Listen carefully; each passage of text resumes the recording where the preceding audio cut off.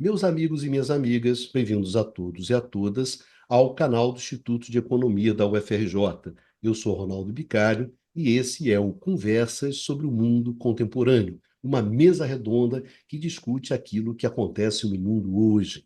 Nesse Conversas de número 84, nós vamos conversar com vocês sobre as eleições americanas, em particular uma dimensão dessas eleições, que é a dimensão econômica.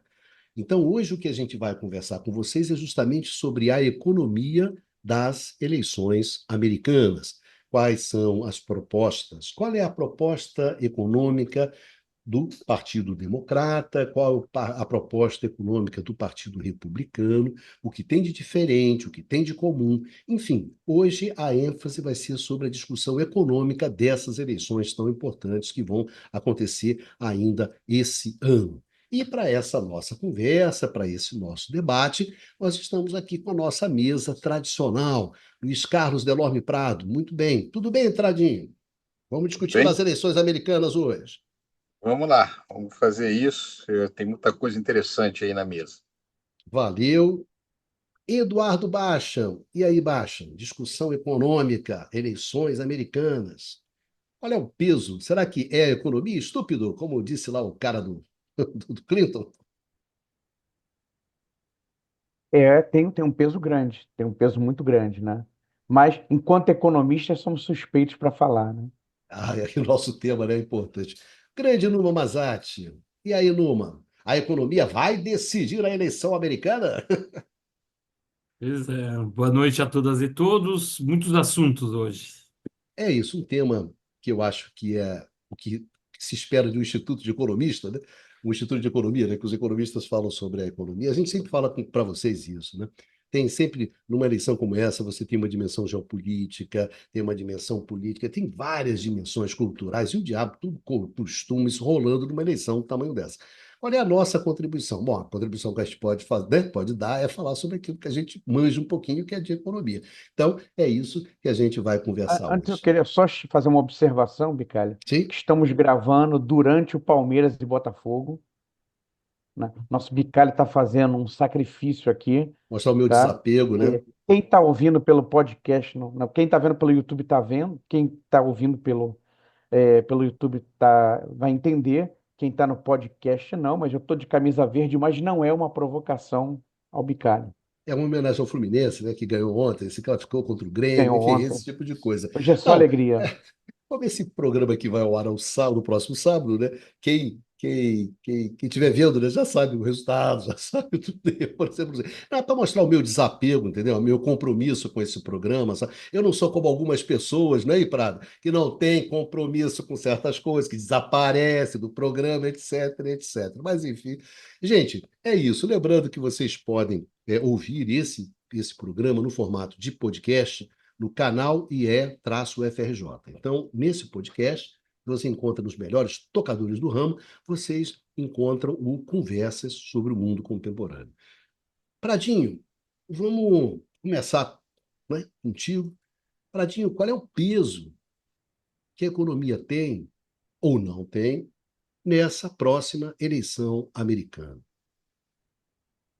Começar contigo. Bom, tudo bem, Bicalho. Olha só, apesar de toda a importância de fatores não econômicos dessa eleição, já é um fato estabelecido que, tanto pelo lado democrata quanto pelo lado republicano, existe um grupo, existe um núcleo de eleitores que não se moverá, que não se move, não muda, independente da situação da economia, independente do programa econômico. No entanto, o que se está disputando é exatamente o grupo de eleitores que podem votar ou nos democratas ou nos republicanos. E também uma característica da eleição americana é que ela não é obrigatória. Se o programa econômico ou os programas não foram suficientes para mobilizar eleitores, é perfeitamente possível perder a eleição nos Estados Unidos pela inação dos eleitores, ou seja, porque eles não saem de casa para ir votar. Então, a mobilização dos eleitores é um aspecto muito importante desse processo, e a questão econômica é chave dentro dessa perspectiva. Só uma atenção, uma coisa, Luiz Carlos, é um dia normal de trabalho, tá? Não é Pois é, feriado, tá? As pessoas têm que sair, inclusive, do trabalho. Quem trabalha tem que sair mais cedo, tal, para votar. observe também que uma parte disso, você tem ainda o sistema eleitoral via correios, que é uma coisa que na última eleição o Trump e a campanha republicana criticou muito, mas ainda existe, é possível se votar à distância. Mas o sistema eleitoral americano, fala-se tanto da democracia americana, mas certamente é muito menos, representa muito menos a massa da população do que no caso brasileiro. O número de eleitores nos Estados Unidos é muito pequeno com referência à totalidade da população. Além disso, a cada eleição é necessário se inscrever para votar. Existe toda uma série de. Há muitas diferenças entre os estados, mas decisão de votar não é sem custo, sem ônus para o indivíduo comum, preocupado com seus afazeres, etc. Então, algum grau de mobilização é muito importante na questão americana. Além disso, um outro problema da eleição americana é que a eleição não é decidida pelo número absoluto de votos, mas sim pelo colégio eleitoral, que representa o fato de que, na medida que se ganha em um determinado estado, todos os votos desse estado vão para o candidato vencedor. Então, tem peculiaridades que faz com que a eleição seja decidida não necessariamente pelos grandes temas, mas por determinadas questões que mobilizam setores que vão fazer a diferença nesse sistema eleitoral peculiar, que é o sistema americano. Então, eu vou falar principalmente na posição original do Biden, depois vou dar uma passadinha para a posição do Trump, mas há diferenças entre o que está propondo a Kamala Harris e o Biden, embora haja muita semelhança. Eu acho que isso a gente pode discutir um pouco depois. O fato é que, desde o início, desde a campanha anterior, o Biden faz um discurso e tenta fazer algumas políticas contra o que era chamado trickle-down policy, políticas que favorecessem os ricos e que, de alguma maneira, iriam transbordar em direção aos mais pobres. Ele se propõe a ter um grau de intervenção maior na economia do que havia desde o Reagan e mesmo de presidentes democratas, né, como Clinton, como Obama, etc. Então, a ideia básica foi dentro dessa linha.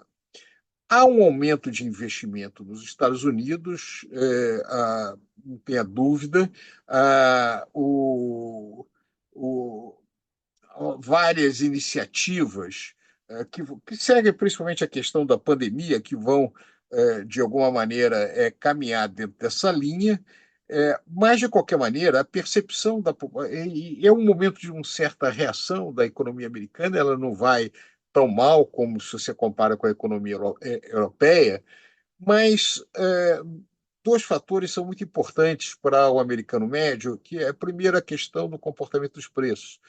Há uma inflação bem mais alta do que a histórica americana, pelo menos desde de que a inflação foi reduzida lá no início dos anos 80, final da década de 70. Então, é uma inflação razoavelmente alta e uma taxa de juros alta que, numa economia onde as pessoas são tão endividadas, isso é um problema significativo. Então, a percepção não é necessariamente de que a situação econômica é tão favorável assim, há muita preocupação, principalmente com a questão dos custos. Nós vamos ver, inclusive, na campanha, que Kamala Harris, seus programas são muito voltados para a questão de controles aliás, bem heterodoxo do aumento de preços, né?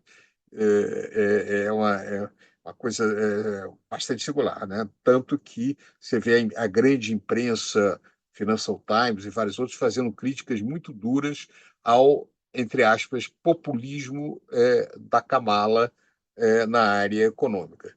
Por outro lado, a posição do Biden é muito focada ou muito influenciada por uma agenda conservadora que é espelhado num programa apresentado pela Heritage Foundation, que reúne as ideias conservadoras, onde que tem uma agenda assim bastante extensa de propostas dentro disso daí.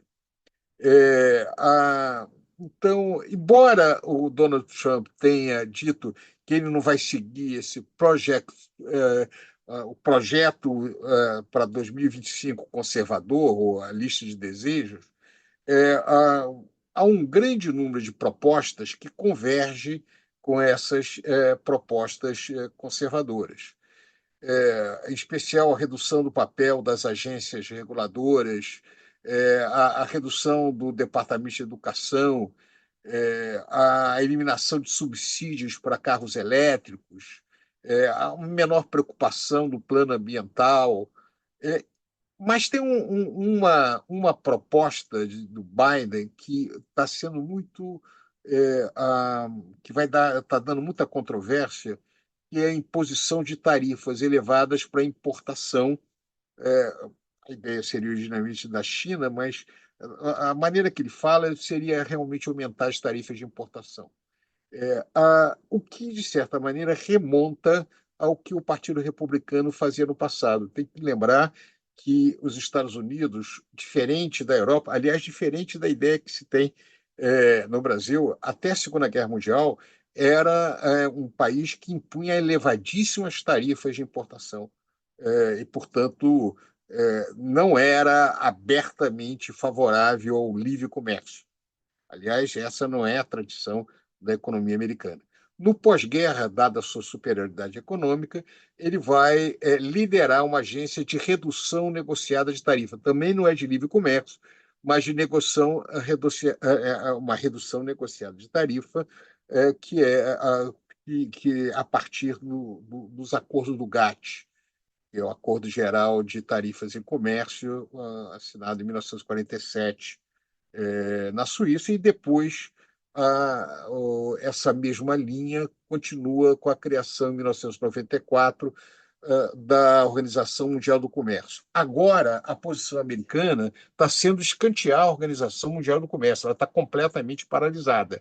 O livre comércio não interessa mais à economia americana, eles não falam mais nisso, você não vê mais nenhuma retórica dentro dessa linha. Ao contrário, ele vem aumentando tarifas. Só que uma elevação pesada de tarifas nos Estados Unidos, principalmente, que é o que o Trump coloca, sinaliza um impacto sobre preços no mercado doméstico. O que o Biden já falava e a Kamala Harris está entrando pesado dentro dessa discussão. Ou seja, aparentemente, uma agenda interessante está sendo a velha agenda democrata versus republicanos, defendendo tarifas mais elevadas, os democratas tarifas mais baixas.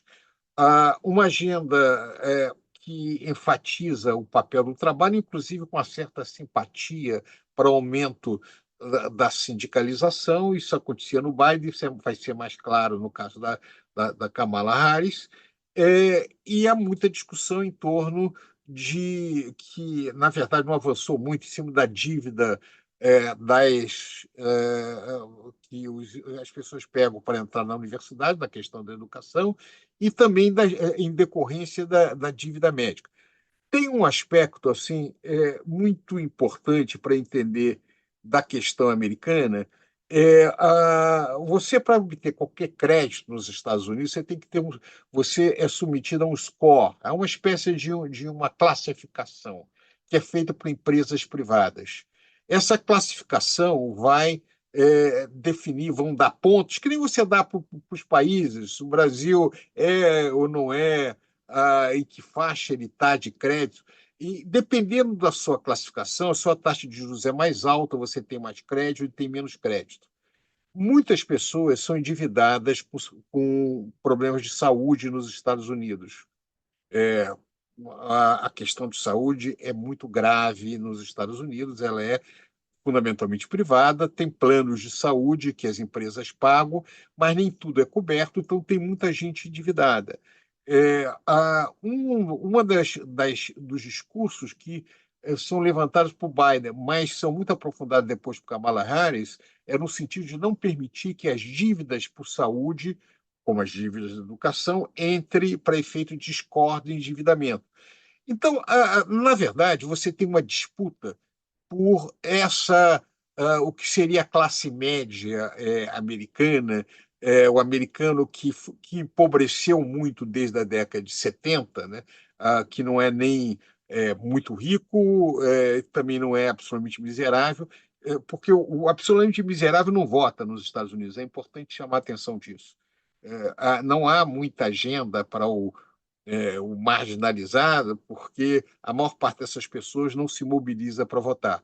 Então, que se mobiliza para votar vão ser setores com um certo grau de inserção institucional dentro da sociedade.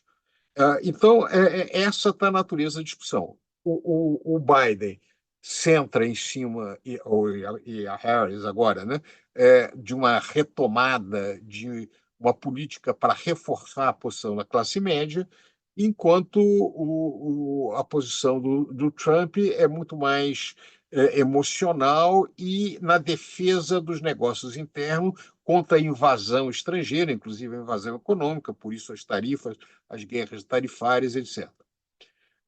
Só para chamar a atenção de quem está nos ouvindo, quando a gente fala na questão externa, as diferenças são muito pequenas. Tá?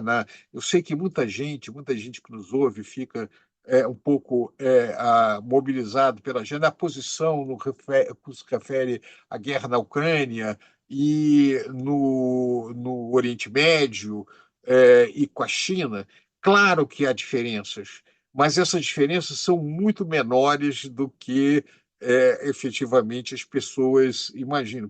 Provavelmente, com Trump, haveria uma menor importância a questão da guerra da Ucrânia, mas uma maior ênfase na China, mas o Partido Republicano é muito importante a questão de Israel. A Kamala Harris tem uma questão com referência a Israel que ela apoia, claro, não pode deixar de fazer isso, mas tenta fazer um discurso também para setores que têm alguma vinculação com a questão islâmica. É muito importante a questão de direitos humanos para os democratas, mas isso também não é muito claro, fica um pouco confuso. Então, a área externa não é uma área que faz uma diferença muito grande desses partidos. Isso é muito mais uma política. Não é só uma política de Estado, é uma política onde o chamado complexo industrial militar tem uma influência gigantesca.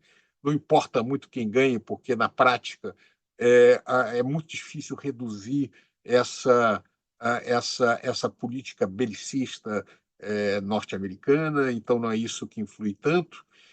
Mas domesticamente há diferenças na política econômica que parecem razoáveis. Claro que tem limites, né? Nós podemos aprofundar, depois disso, algumas indicações do governo Biden, como, por exemplo, o Federal Trade Reserve, ou o CAD lá, o responsável por defesa da concorrência, e que quem foi indicado foi a Lina Khan. Lina Khan é uma advogada que era uma grande ativista contra as big techs, contra a Amazon, contra a Meta, contra as grandes empresas do gênero. E se esperava, porque ela tem muita coisa escrita sobre isso, que ela seria muito ativa dentro desse setor. Mas, na prática, nada aconteceu.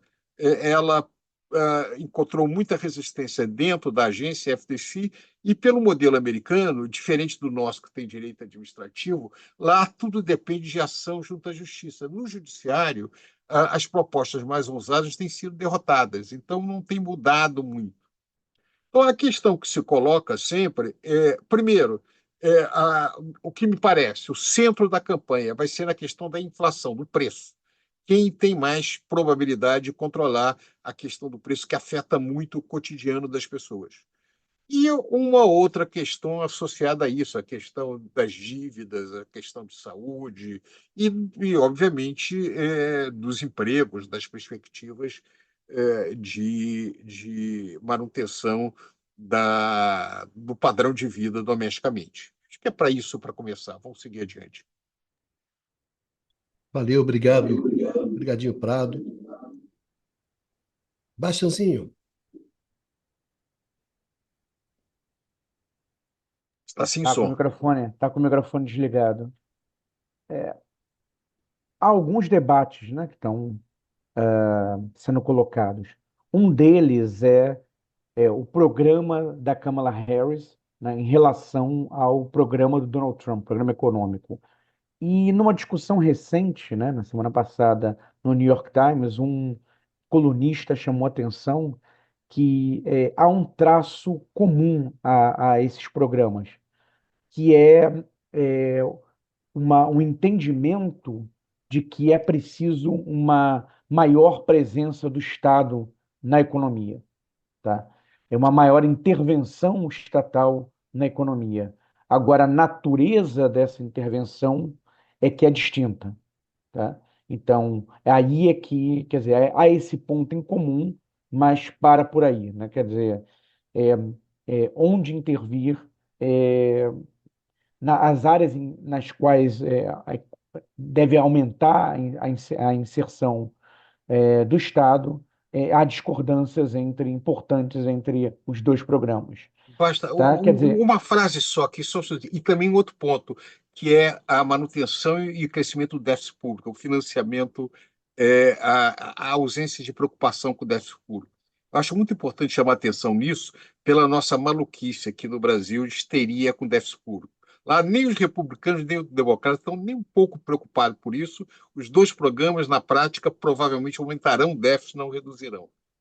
agora, é tradicional dos democratas, né, criar problemas com aquela questão do teto da dívida, ameaçam paralisar a, a ação estatal, né? Quer dizer, Os você republicanos, né? tem os republicanos, né? Mais de uma vez isso aconteceu, né? Ao menos na ameaça, né? Na última década.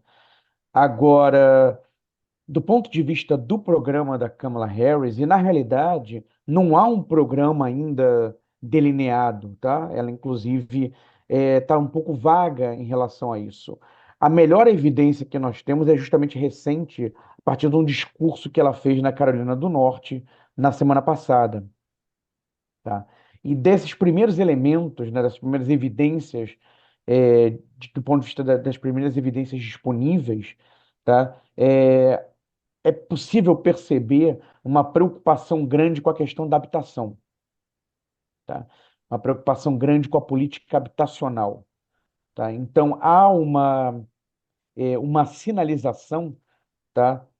De auxílios financeiros para norte-americanos, né? Tentando comprar o seu primeiro imóvel, né?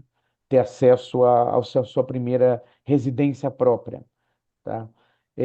E também uma sinalização, né, do direcionamento de 40 bilhões de dólares, né, para empresas de construção que constroem casas justamente com o propósito de serem o primeiro imóvel de norte-americanos que não têm residência, né? Acho que a gente poderia falar dentro do nosso linguajar aqui no debate brasileiro, casas populares, né? Acho que possivelmente esse é o entendimento, né, que se tem, tá? É, outra coisa é o aumento da assistência, né, para americanos de baixa renda e classe média, né, um tipo de cidadão, né, e de eleitor, né, que para o qual é preciso ter grande atenção, como o Luiz Carlos já destacou na intervenção dele. Tá? Então, nesse sentido, por exemplo, há propostas de maior assistência para pais de recém-nascidos, né, restabelecer o crédito fiscal para crianças, né, que o presidente Biden estabeleceu temporariamente por lei naqueles pacotes de estímulo de 2021, tá?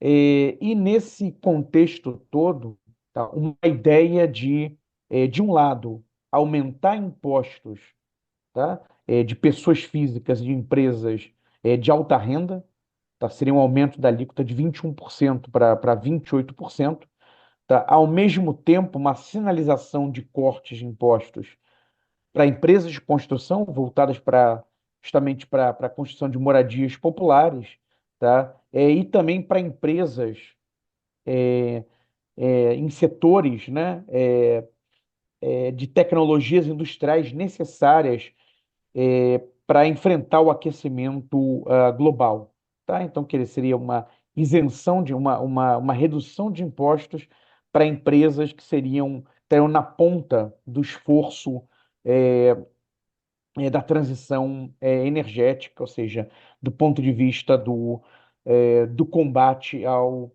aquecimento global. Agora, há também medidas, e aí eu vou retomar um ponto que o Luiz Carlos já salientou, né, a preocupação com o custo de vida, tá? Em particular, com a inflação de alimentos, que pesa muito no orçamento do norte-americano. Tá? Se eu não me engano, havia um dado que desde 2021 houve um aumento acumulado, né? A inflação acumulada de alimentos foi de 25%, né? Nos Estados Unidos. E, evidentemente, que os salários não acompanharam esse aumento. Agora, nesse tocante, né, há um discurso, né, de que houve manipulação de preços de alimentos por parte de empresas, tá?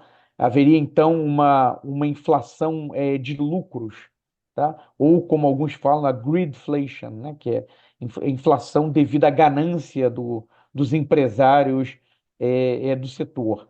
Essa é uma discussão, tá? É um ponto que está em disputa, né? Inclusive, o nosso Numa está escrevendo um artigo, o nosso colega Franklin Serrano, sobre o tema. Na verdade, até desmentindo essa tese, né? De que, na verdade, haveria uma inflação de lucros, tá? Mas, enfim, não vem ao caso entrar nesse ponto agora, uma discussão mais técnica, mas a inflação é um tema, e o custo de vida, né, e a perda de poder aquisitivo da população é um tema relevante na campanha. E tem sido um ponto que o Trump tem atacado bastante, vinha atacando o Biden, né? Ele vinha falando em Bidenflation, né? Quer dizer, acusando a incompetência do governo Biden pela inflação ter chegado a patamares tão elevados nos Estados Unidos, para os padrões deles, né, nos últimos anos. Então, esse vinha sendo um ponto importante, né, e o Trump agora, né, está colocando a Kamala Harris como também culpada, tá? Por essa inflação mais elevada. Se ela estava no governo, ela estava ali do lado do Biden e não fez nada para resolver o problema, tá? Então, a inflação é, é um tema que é importante nessa eleição e deve ainda mobilizar muito do debate doravante. Agora, nesse sentido, é interessante destacar que a inflação está em queda. Na inflação nos últimos 12 meses, agora o dado mais recente, ficou abaixo de 3%. Tá? Então, quer dizer, continuando nessa tendência, tá? Isso enfraquece, em princípio, é, esse ponto que o Trump vem explorando e pretende explorar mais. Tá?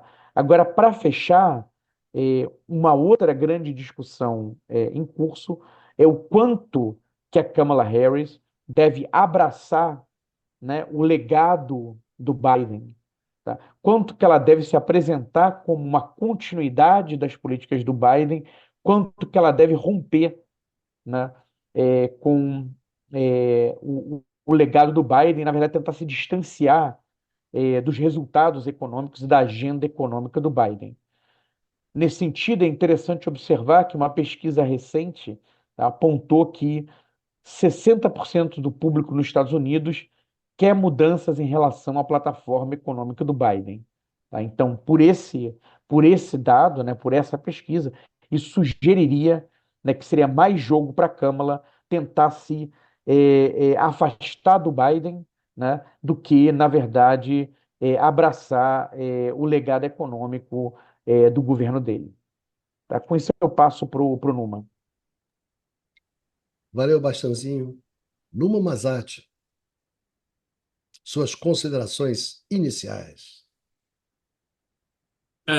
Bom, elas vão via em complemento das falas do Luiz Carlos e do Eduardo, né? Bom, primeiro começaria com essa questão da inflação, de facto, que a gente observa, bom, houve um surto inflacionário nos Estados Unidos, né, que levou, inclusive, a inflação a chegar a quase, assim, em termos anuais, né, a chegar a quase 9%, né, pouco mais de 2 anos atrás, né, em 2022, no início de 2022.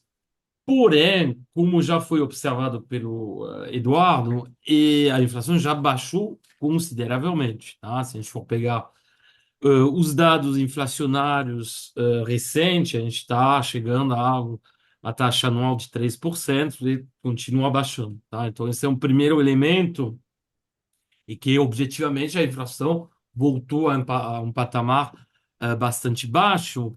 Aí eu queria só comentar uma observação que fez corretamente o Eduardo, é que teria assim, a mídia americana, né, a grande mídia americana, e aliás é algo que a gente encontra também na Europa, né, lamentaria que depois de aumentos dos preços que assim, ficaram voltadia 20% em acumulado ao longo do período que cobre a pandemia, ou seja, desde o início de 2020 até hoje, e que assim, os preços, o grande argumento que a gente vê na imprensa, tanto europeia quanto americana, particularmente conservadora, é que os preços não voltaram ao nível que tinham antes da pandemia. Bom, isso bom, óbvio que não vão voltar, tá? Da mesma forma que você tem historicamente inflação, os preços não vão voltar atrás. Os preços hoje, bom, você não tem esperança que você vai voltar aos preços de 1980, tá?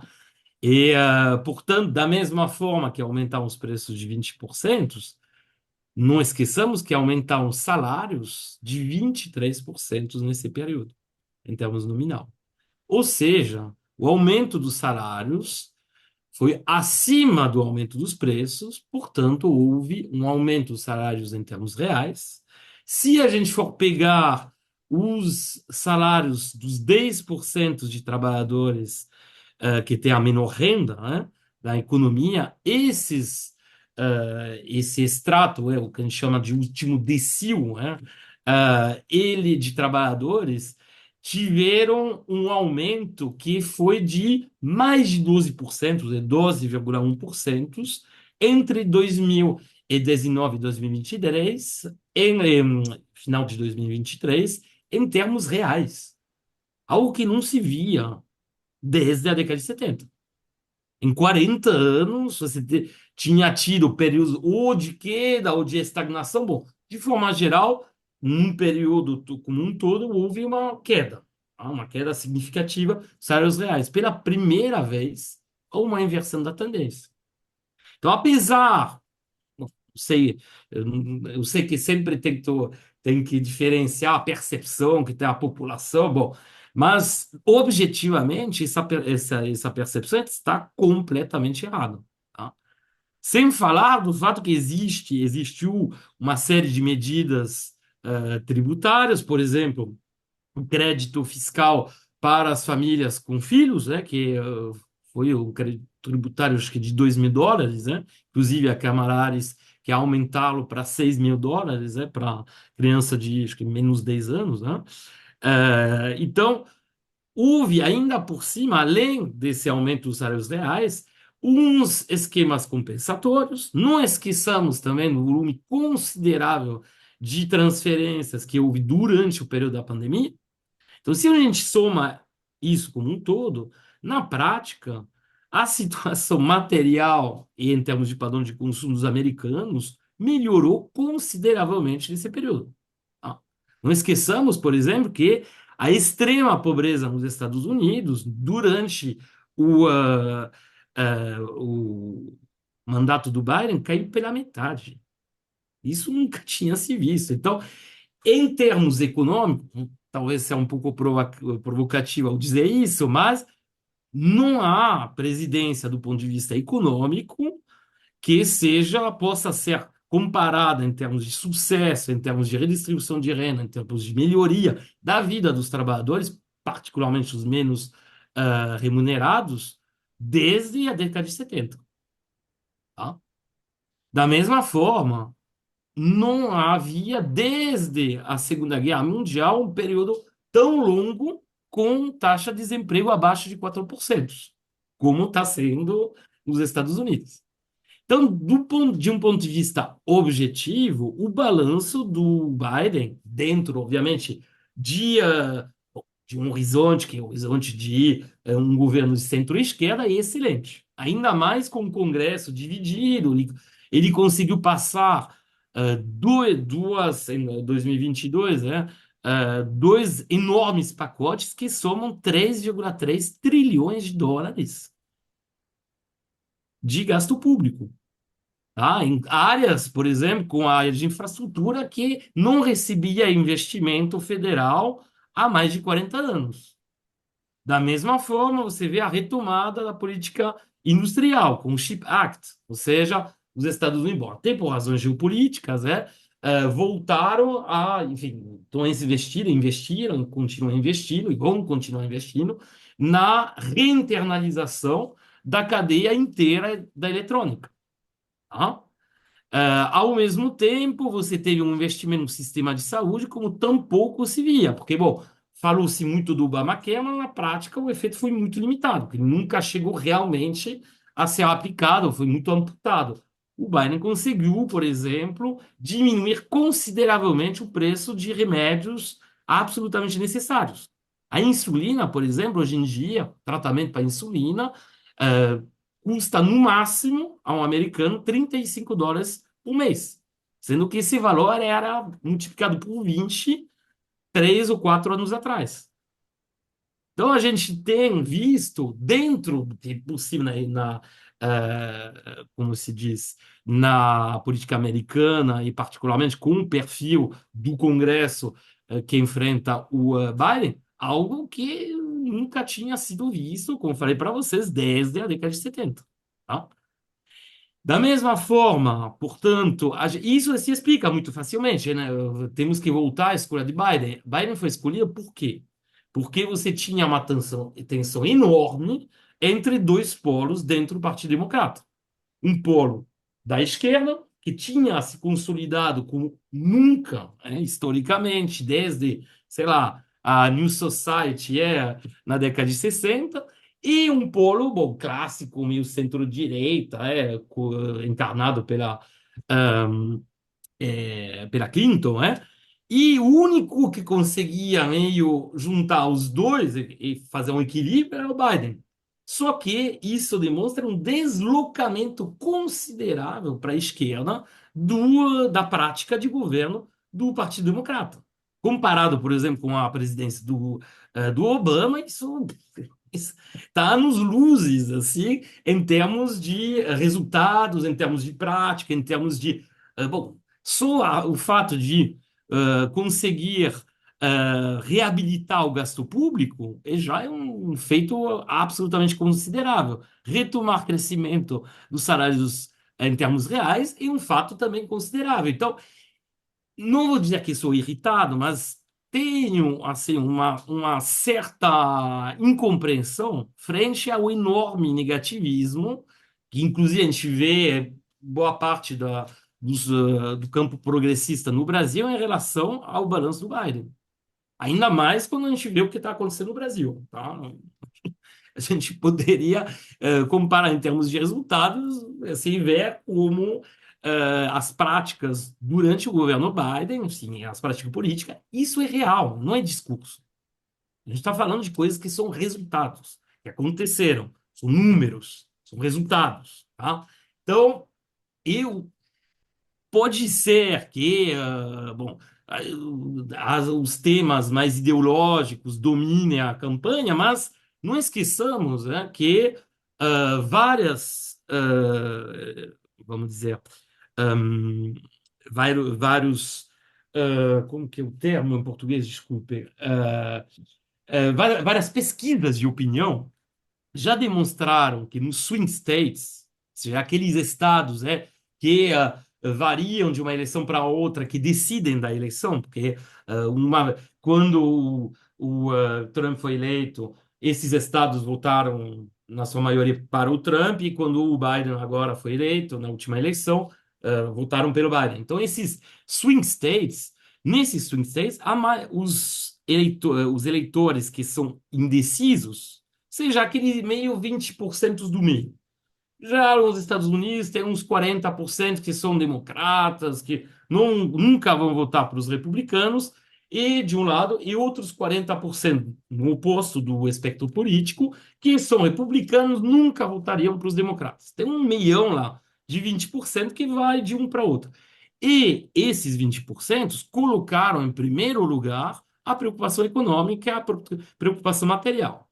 Aí, se a Camarares, aproveitando vamos dizer, dessa nova dinâmica de campanha, souber insistir, e ela tem demonstrado isso, e ela vai fazer isso amanhã, tá? No seu grande discurso já saiu na imprensa as linhas principais. Se ela insistir nesse balanço, com as medidas já apresentadas em parte pelo Eduardo e também pelo Luiz Carlos, eu acho que vai ter muitos argumentos para convencer aqueles 20% de indecisos, tá? E aí, bom, como se diz, as questões ideológicas, bom, vão entrar para certo, mas o ideológico mesmo, ele vale para mais para essas pontas, 40 de um lado, 40 do outro. Os 20 no meio, como justamente variam de um lado para o outro, acho que a parte ideológica não pesa tanto. As questões econômicas e sociais, ou como colocou também o Eduardo, que está na interseção, a questão da moradia, são questões que vão ser decisivas. E, a meu ver, tem um balanço muito positivo da presidência Biden, e as propostas da Câmara Harris pretendem aprofundar, né, o plano econômico dela pretende aprofundar isso, tá? Então, serão as primeiras observações que eu queria fazer. Baixa, você queria fazer um comentário? Sim, sim. Breves comentários e realmente breves comentários.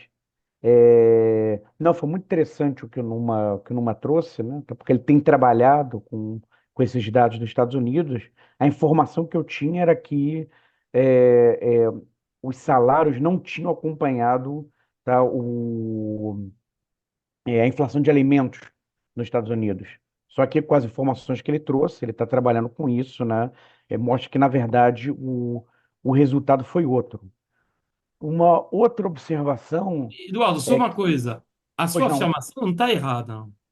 Os alimentos aumentaram de 25%, mas o resto ah, não. tá, tá, Então, o total, então, tá. a partir do a partir de novembro de 2023, aí que você passa a observar esse aumento dos salários reais. Mas é sobre Ah, toda a inflação, perfeito, perfeito, tá? perfeito. Então, Tá, tá. só... Então eu tinha achado que, na verdade, a tua observação, né, contradizia, né, Não, não, de forma o alguma. Ela ponto anterior. Tá legal, complementava a sua. Complementava a sua. tranquilo. E chamar a atenção que você falou, né, dos anos 60, né, quer dizer, da Big Society, do Lyndon Johnson, né, provavelmente o governo Biden foi o governo, desde o governo do Lyndon Johnson nos anos 60, provavelmente o que teve mais preocupação, né, com uma agenda, digamos, social, não? É, e com uma ideia de uma maior intervenção do Estado na economia. Tá? Então, acho que esse é um elemento para destacar. E, por fim, um último elemento que acho que chamou atenção para, por exemplo, para a questão da volta da política industrial, a questão tecnológica. Um ponto importante é em que houve grandes investimentos nos Estados Unidos na questão da infraestrutura, tá? Durante o governo Biden. Ainda há um déficit de infraestrutura é, nos Estados Unidos, comparativamente, por exemplo, com a China, tá? Mas as medidas foram na direção da redução desse déficit, tá? E na redução, na direção correta. Tá? Então, seria um elemento adicional aqui para um fecho, né, digamos, dessa primeira rodada. Parado. Eu queria fazer um comentário um pouco também da questão da inflação.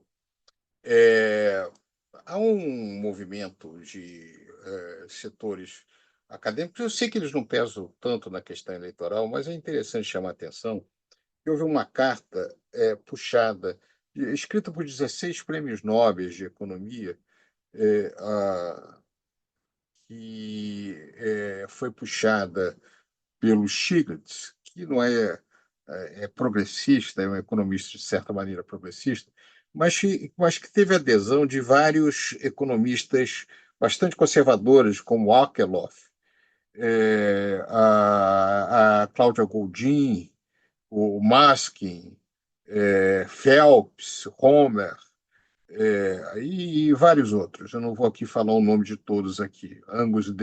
Deaton e vários outros que acusam ou advertem de que a política do Trump seria muito inflacionária. O que eles estão atacando em especial?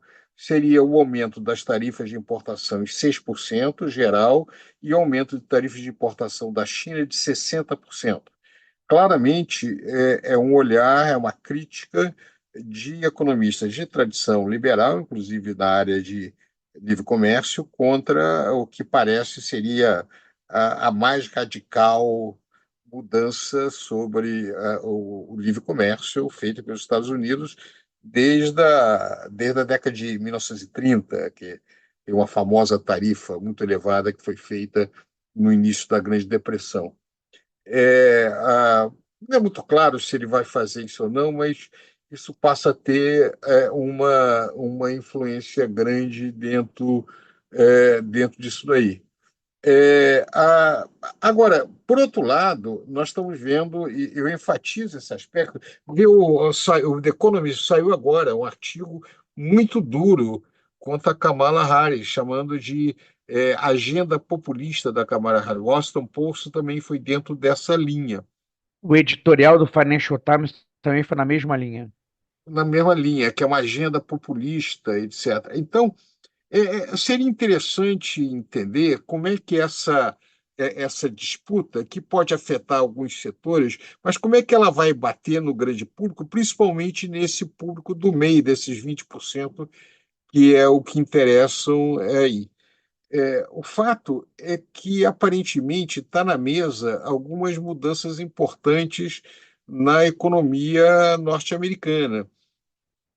Os Estados Unidos, que está sob uma pressão internacional grande, ele está realmente tendo que fazer alterações. Agora, é importante chamar atenção para o nosso público. Apesar de toda a crise da hegemonia americana, a economia americana, como o Numa falou, vai muito bem, obrigado. Nós temos falado isso aqui em vários programas. Quem tá numa situação difícil é a economia europeia, em especial a Alemanha.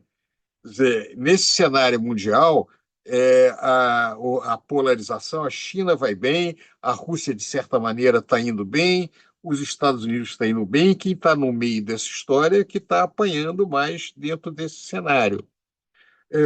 Nesse sentido, o que está, de certa maneira, o que a gente tem é uma campanha muito polarizada, onde a economia, o debate econômico, como o Numa mostrou, aparentemente não beneficia o Trump. Ah, embora a maneira em que ele lida com, ele vai de alguma maneira usar essas críticas pesadas que são feitas contra o populismo da Kamala Harris para tentar de alguma maneira também, vamos dizer assim, desmoralizar ou desfazer o que ela coloca. Tem alguns pontos que eu achei particularmente curioso, por exemplo, a questão de estabelecer um teto para o preço de alimentos, um teto para o preço de medicamentos. E lembre-se que a despesa com saúde nos Estados Unidos, per capita, é o dobro dos países industriais avançados. 17% do PIB, a última vez que eu vi, é uma loucura. E as empresas a Big Pharma ganha muito dinheiro nos Estados Unidos e contribui muito para a campanha dos dois partidos. É um player importante dentro desse jogo, é um jogo pesado. Então, obviamente, uma oposição grande com referência a isso daí. E a questão de alguma maneira, perdoar dívida de quase 2 milhões de pessoas que devem para hospitais, também teria um impacto muito grande. Parece que isso, assim, os hospitais também não ficariam tão ruins. Parece que a estratégia seria comprar as dívidas e perdoar. Haveria um aumento do gasto do governo no que se refere a isso daí. Então, você tem realmente a disputa está por esse público. Por isso que esses jornais tradicionais dizem que é uma disputa pelo populismo, de quem atende mais às demandas desse trabalhador aí do meio, de certa forma, né? Seu argumento, seu emprego vai ser garantido porque vai reduzir a importação e não vamos aumentar a produção doméstica, né? Buy American, qualquer coisa do gênero, ou então que, na verdade, o problema não é esse, nós vamos aumentar o investimento, aumentar a política industrial e vamos fazer todas as coisas por outro lado. Agora, eu chamo a atenção que, nos dois casos, nós estamos vendo Estados Unidos que cada vez mais se afasta do resto do mundo. Ou seja, a economia americana era muito voltada para o seu umbigo antes da Segunda Guerra Mundial. No pós-guerra, ele sai com uma forte. As empresas americanas crescendo muito no exterior, se expandindo, tem todo um processo de globalização e a criação de instituições internacionais lideradas pelos Estados Unidos. Tudo indica agora, e eu acho que isso, o OMC é um grande exemplo, que a política americana é cada vez mais isolacionista, ou seja, eu não vou me submeter às regras das instituições internacionais, mesmo aquelas que eu criei. Eu esvazio essas instituições e tomo decisões ou sozinha, eu faço sanções diretamente pela legislação americana. Cada vez mais os Estados Unidos estão usando as suas leis domésticas para julgar pessoas mesmo não americanas no exterior, a condená-las ou criar sanções e a defender argumentos como uma ordem internacional baseada em regras não do direito internacional, que é alguma coisa que é construída ao longo dos séculos, mas sempre centrado em cima dos Estados Unidos. Isso vale para os dois partidos de maneira diferente. A agenda, clara, democrata tem uma preocupação maior com os direitos humanos, tal como os Estados Unidos vê, né? Na questão de direitos humanos, o olhar deles para direitos humanos. E a questão do Trump é uma questão mais nacionalista, do interesse nacional, anti-imigrante, de alguma coisa do gênero. Então, então, tudo isso forma. Nós temos pontos em comuns. Tá? Ninguém fala em reduzir de maneira expressiva o déficit, embora esses economistas que fizeram a tal carta sobre os riscos de Trump eles avaliam que a política de Trump provavelmente aumentaria mais o déficit público americano. Mas depois a gente pode até aprofundar esse negócio. A ideia de que os Estados Unidos vai quebrar porque a dívida pública está ficando muito grande não tem, faz o menor sentido, porque a dívida a americana é em dólar, eles é que fazem o dólar, é óbvio. Isso não é um problema dentro disso aí. Mas, de qualquer maneira, provavelmente com Trump ela cresceria mais rápido. Mas também, com o aumento de gastos em alguns segmentos que a Kamala Harris coloca, o cenário continua a ser também de aumento da dívida pública, não é de redução da dívida pública, ou pelo menos de redução da taxa de crescimento nos próximos anos, né? Isso é muito interessante, eu acho que vale a pena na discussão nós chamamos a atenção, porque como esse discurso ele é invertido quando pega na periferia como nós, quer dizer, de certa maneira, faça o que nós falamos, mas não o que nós fazemos no que se refere a isso daí, né?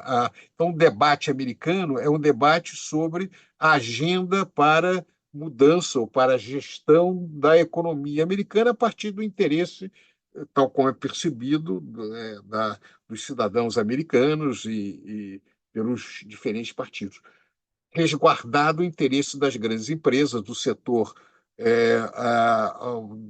do complexo industrial militar, que esse ninguém mexe, e algumas áreas, né?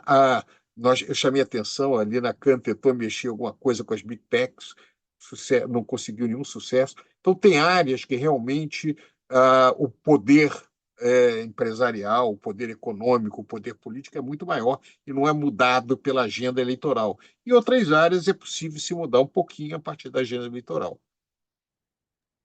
Numa,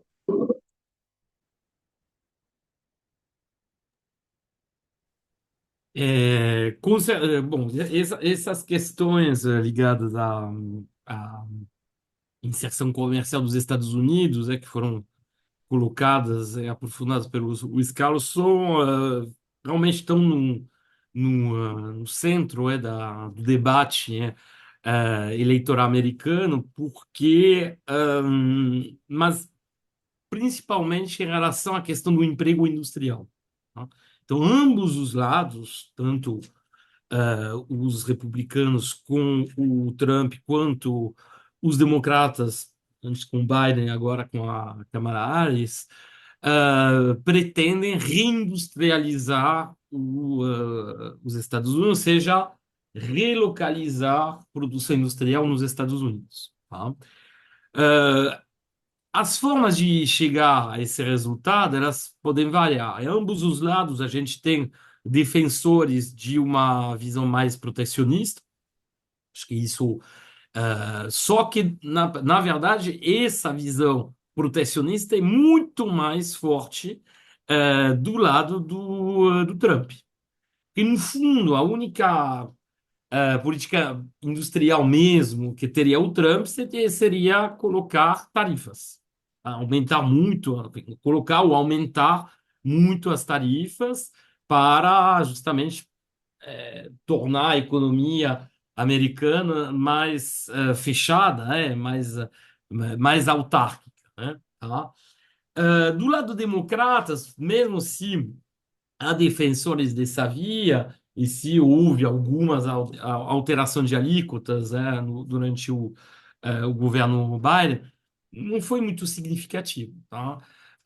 A ideia da política industrial, assim, no campo democrata, é principalmente baseada em investimento, enfim, estímulos aos investimentos, em os grandes planos dos quais já falamos, para repassar, portanto, diretamente recursos para alimentar essa política industrial, tanto em termos de introdução de progresso técnico, de modernização do aparelho produtivo, quanto de reconstituição de cadeias parcial ou totalmente. Bom, outro elemento importante que tem que ser sublinhado quando a gente fala dessa questão da indústria é a questão que vincula, na verdade, um elemento já citado, hoje, é a questão da sindicalização.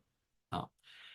E, de novo, há muito tempo que não se via, como foi o caso do Biden durante o conflito, entre sindicatos e sua direção no setor automobilístico, um presidente do lado dos sindicalistas e apoiando, assim, de forma explícita, eh, os sindicalistas e o aumento da sindicalização nos Estados Unidos. Então, a gente vê que o Partido Democrata, bom, obviamente, alguns, não gostam tanto disso, a mais da direita não é tão, não aprecia tanto essa agenda, mas a proposta, assim, as realizações do Biden e agora as propostas da Kamala Harris vão na linha de uma consolidação dos sindicatos, o que representa, de novo, uma inversão de tendência em relação ao que a gente via há décadas. Tá?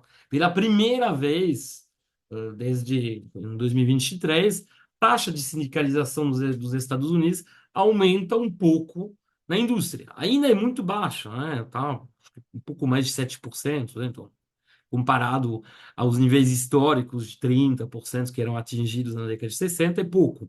Porém, isso marca, de novo, uma mudança de tendência.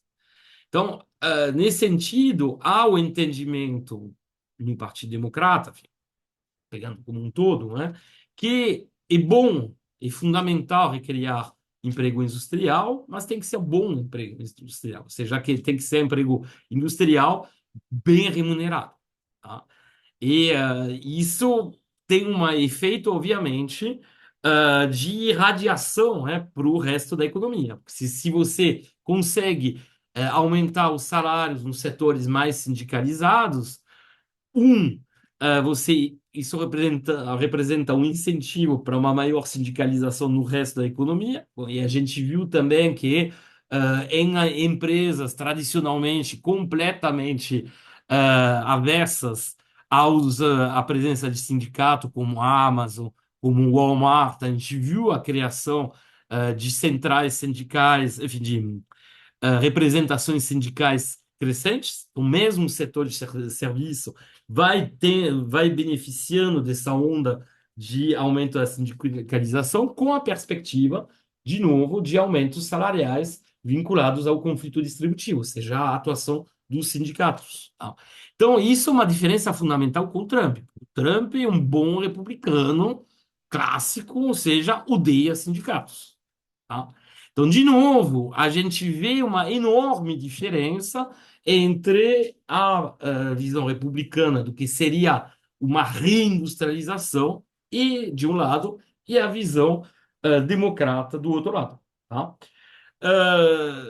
Em termos de eficácia de fato, o que a gente tem observado mais, assim, durante o período Biden, mais do que uma, eu poderia dizer, é mais do que um caminho assim protecionista e mais uma reorientação de certos fluxos comerciais.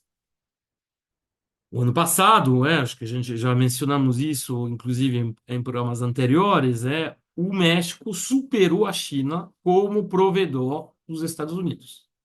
E o próprio Canadá está encostando também na China como provedor dos Estados Unidos. Então, o que a gente vê, mais do que um isolacionismo de facto, é uma reorganização das cadeias produtivas, o que, aliás, a própria China está fazendo também, usando as rotas da seda, usando assim, uma série de mecanismos regionais, tanto de financiamento de infraestrutura, quanto também de expansão das redes de abastecimento em bens intermediários, em peças, componentes, das grandes empresas chinesas. E isso. Tá? Então, pode ser que, de fato, a gente tenha um fluxo, particularmente entre China e Estados Unidos, fluxos comerciais que fiquem em termos proporcionais, menores do que já foram. Isso certamente já está acontecendo e deve acontecer mais, por conta, inclusive, das tensões geopolíticas. Duvido que acabe, né? Mas isso, bom, não sou, também não vou fazer previsões. Porém, o que a gente vê é mais uma reorientação, uma reorganização dessas cadeias a um nível mais entre países aliados. E óbvio que os acontecimentos e os geopolíticos mais recentes, né, e o isolamento no qual foi colocada a economia iraniana, falamos disso também de novo em programas anteriores, né?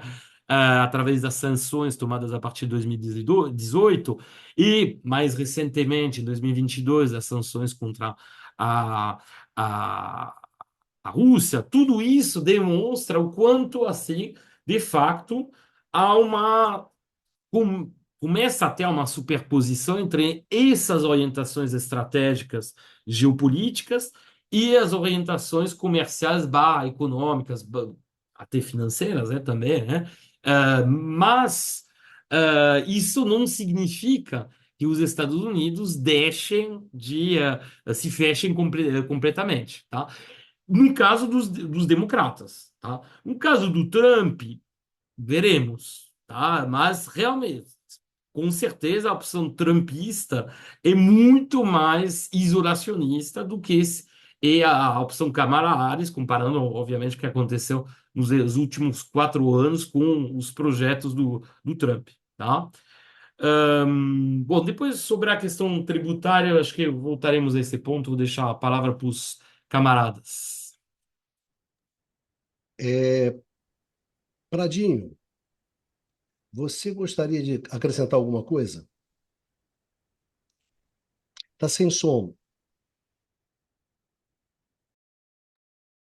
Então, a relação econômica Brasil-Estados Unidos, que eu acho que é importante chamar a atenção, o governo democrata, para nós no Brasil, tem uma série de vantagens, porque há uma preocupação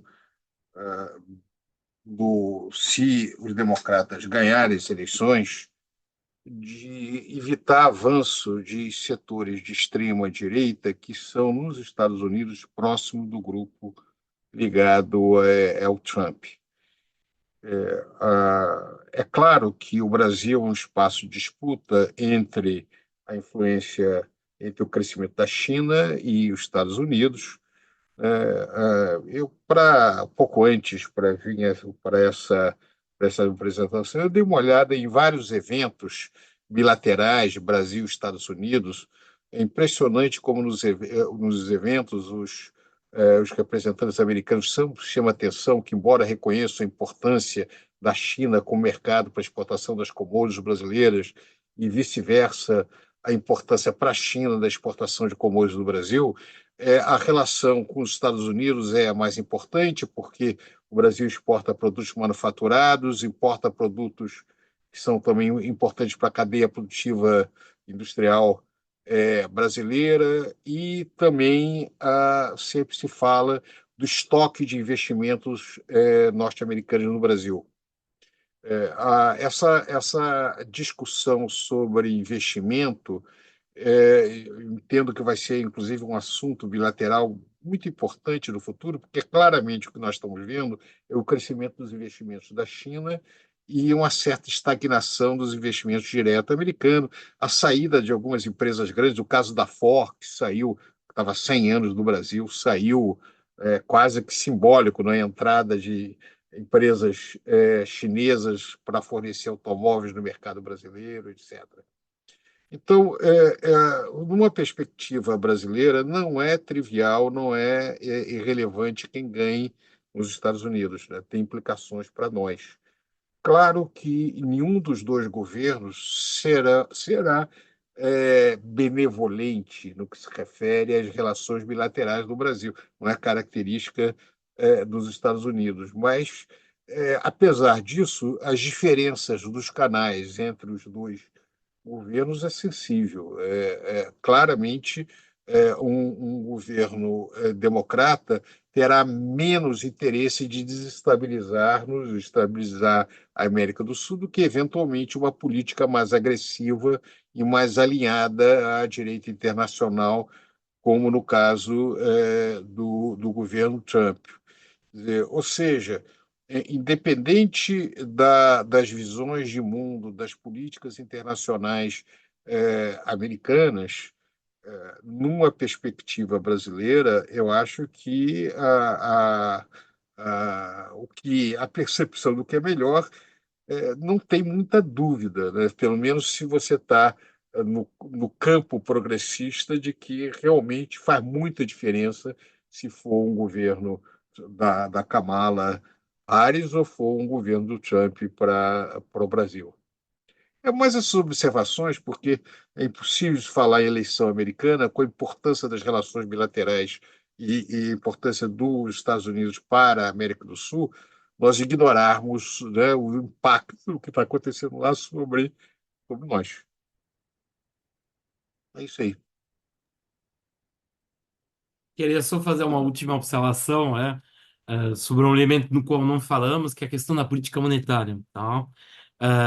Justamente com a queda da inflação que foi observada desde o pico de 2 anos atrás, a gente está ficando agora numa inflação, um patamar de inflação anual abaixo de 3%. As taxas de juros do Fed, da Reserva Federal Americana, Banco Central Americano, ainda estão em 5,5%, ou seja, tem uma taxa real de juros lá de quase, que está chegando agora a quase 3%, né?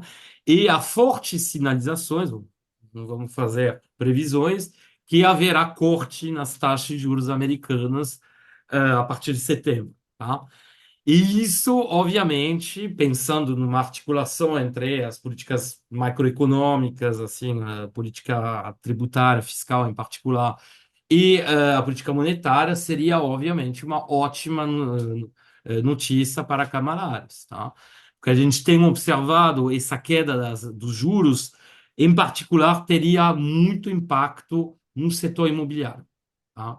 E poderia, portanto, e já foi colocado pelo Eduardo, o foco, o objetivo da Camaradas de construir, acho que mais de 3 milhões de moradias populares, É né, um subsídio pesado para a primeira residência. Isso é muito importante. exatamente, de É, mecanismos, para estimular o crescimento. isso, exatamente. é, A transferência de 40 bi para as autoridades locais para justamente gerenciar a criação, a construção de moradias sociais, etc. Se, ao mesmo tempo, você tem esse corte de juros, isso vai ajudar ainda mais nessa retomada do setor imobiliário, que, na verdade, se a gente for olhar desde 2008, desde a crise subprime, nunca retomou o dinamismo que tinha tido nas décadas anteriores, tá? Inclusive, o déficit habitacional nos Estados Unidos tem crescido nesse período, por conta do aumento demográfico, obviamente.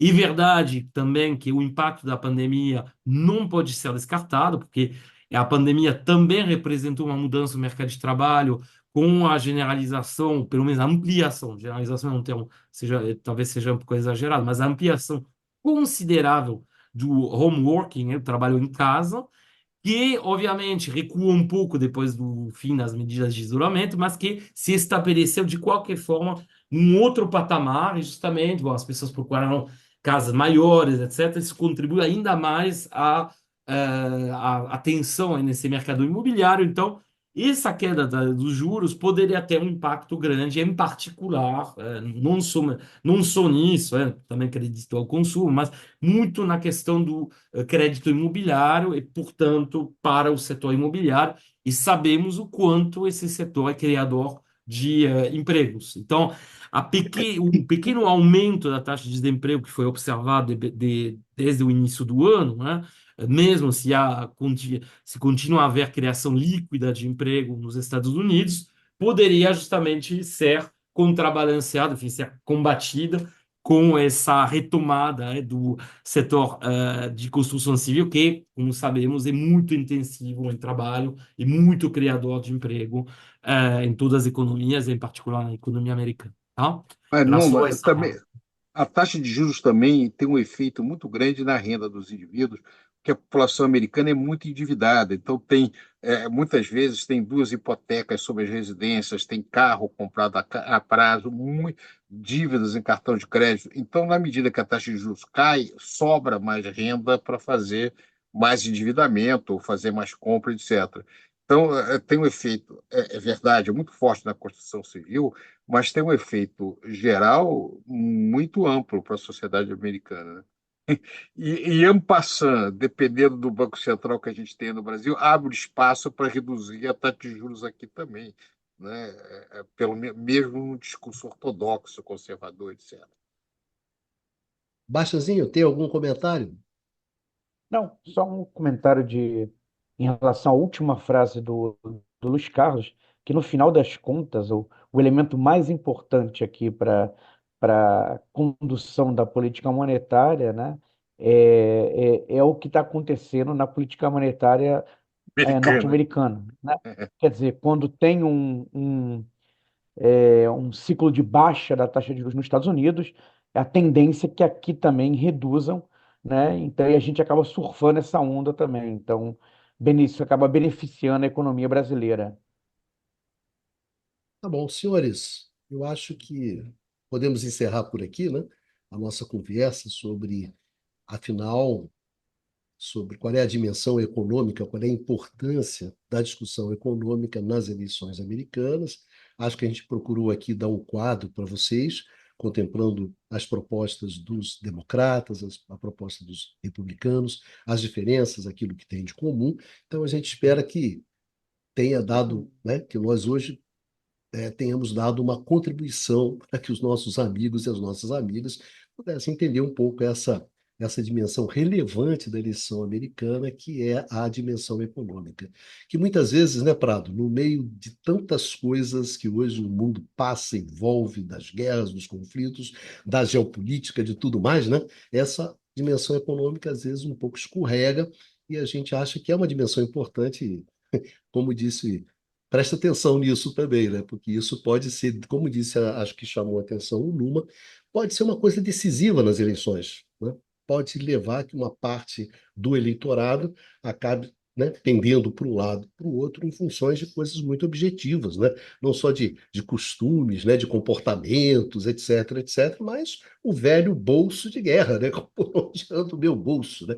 Então é isso. Gostaria de agradecer muito ao Pradinho, grande Bastianzinho, feliz com a classificação do Fluminense, e o nosso grande Numa Mazatti. E podemos nos despedindo, né? Diga, mano. E tudo indica que o Botafogo também, né? Está se juntando Bom, isso aí a gente vai ver a depois. nós.